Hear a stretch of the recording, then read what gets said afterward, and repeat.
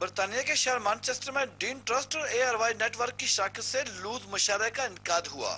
مشاعرے کے میزبان انور مقصود اور مہمان شاعر پاکستان کے نامور آرٹسٹ قاضی واجد، شہزاد احمد، یاسر حسین اور اداکارہ ایشمن تھی۔ لوز مشاعرہ سے قبل ڈین ٹرسٹ کے آرگنائزر محمد علی، انور مقصود، موہین اختر مرحوم کے صاحبزادے شرجیل اختر اور دیگر نے خطاب کرتے ہوئے کہا کہ موہین اختر مرحوم کے نام سے منسوب ٹرسٹ غریب اور نادار مریضوں کے لیے مفت علاج معالجے کی سہولت فراہم کرنے میں مصروف عمل ہے۔ اب یہ ایک پنجاب کا شہر ہے چچا وطنی، وہاں یہ ڈین ٹرسٹ والے ایک ہاسپٹل موئن کے نام سے شروع ہو گیا ہے بننا۔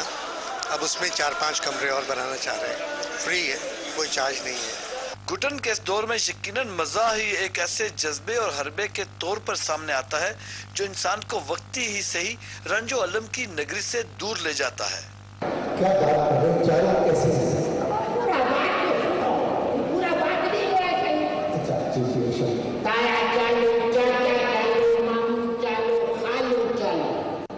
جب لیڈر چالو ہوتا ہے سائے ہوتا ہے، سائے ہوتا ہے۔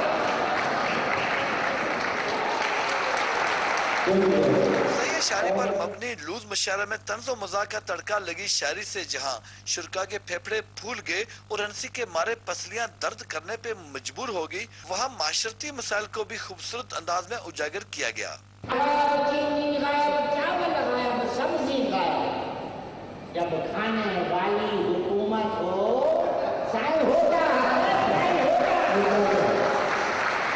بارش ہوئی لاہور کے 10-20 منٹ کو اقبال ایئرپورٹ پہ شاہین پھسل گیا۔ کل خبر یہ آئی کراچی کے رن وے پر علامہ کے شاہین کا پہیا نکل گیا۔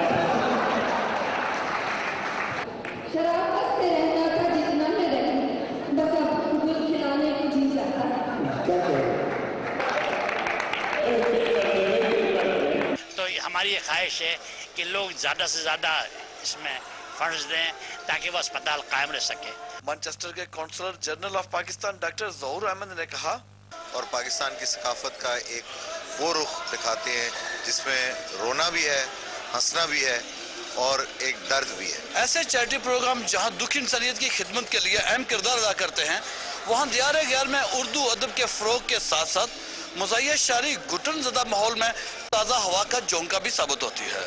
ارشد رچال، AON نیوز، مانچسٹر۔